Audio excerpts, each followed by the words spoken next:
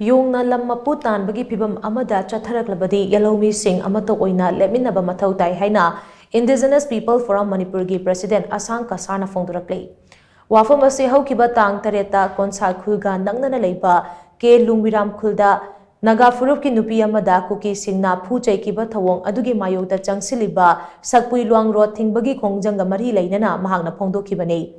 Kaubru Ranch Liangmai Women Union na changsiliba lambi thingbagi khongjang adubu saugaladuna Ashang Kasar na hai kuki singna Liangmai nagabu itattatana purakhibagi thawong mamangda su thokiba laikre kuki singna nagabu namthanaba honarakpagi thawongda nupi phauba khut tharakpa si laina laude ipa ipu haktaktagi naga singna khundaduna laklaba lam amada kuki singna aning apamba tawba yaroi yongna lam Mapu Tanbagi thawong Chatharaklabadi lamdam asida khundaminariba Yelhoumee pumnamak Lepminaba Mathou Tai kuki furup ke miyoi singna sigumba thawong asi amuk hanna Chatharaklabadi nagagi lamdagi kuki sing tanthopagi ware phauba laurakpa yai haina Ashang Kasar na makhatana chection wa thamki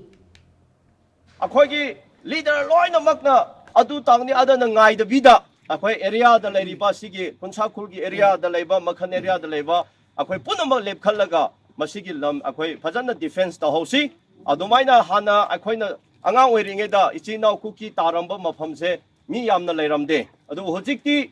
yango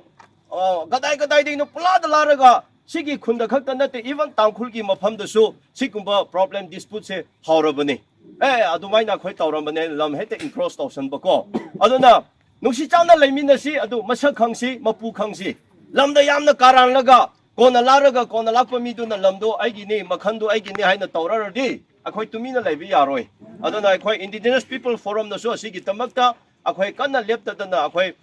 thabakana tawri aduna ngasi sumaina ban tawbiriba seta leibiri punama atopa da leiri punama noi matham pau pibiyo phajana tawbiyo masi phajana para pirga akhoi soigre lankhre haidana tawpham thokpudu tawraga matumunawda akhoi amu tawraroi sigumba amu tawrade akhoi digi asidigi akhoi leibi yar akhoi bu tangthokpiyo haibagumba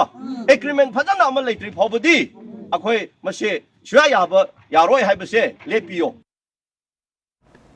Khongjang aduga mari leinana Kaubru Ranch Liangmai Women Union gi executive member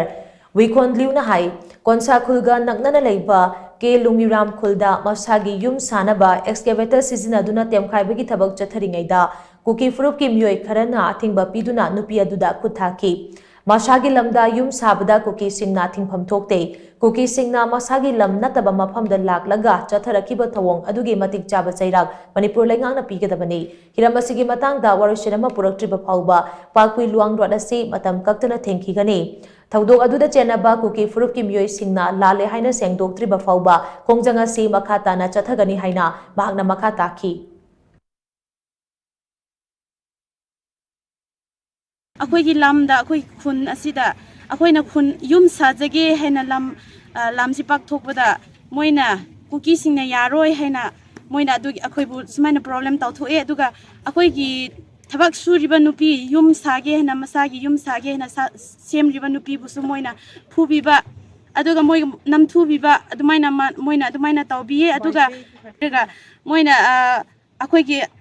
nupi busu moi mi mayam larega phubiba adugi damakta akhoi ngasi sida ban tawjabani akhoi adu yaningde nupi ama bu thabak suriba masagi lamda thabak suriba mayum sajage hena laiba mi bu moina admaina tawbibdo akhoi yaningde hena ngasi sida ban si tawjaribani akhoi na tawjariba mafam ase akhoi ge Kaubru Range gi akhoi gi naga singi ring road oina main important oiba lambi oibani IB road haina si lambi se akhoi gi naga gi lambi ne akhoi na akhoi gi lam asida akhoi gi lambi asida akhoi na ban tawjaribani adu asigi maram asida government na miyeng tabirega si yanaba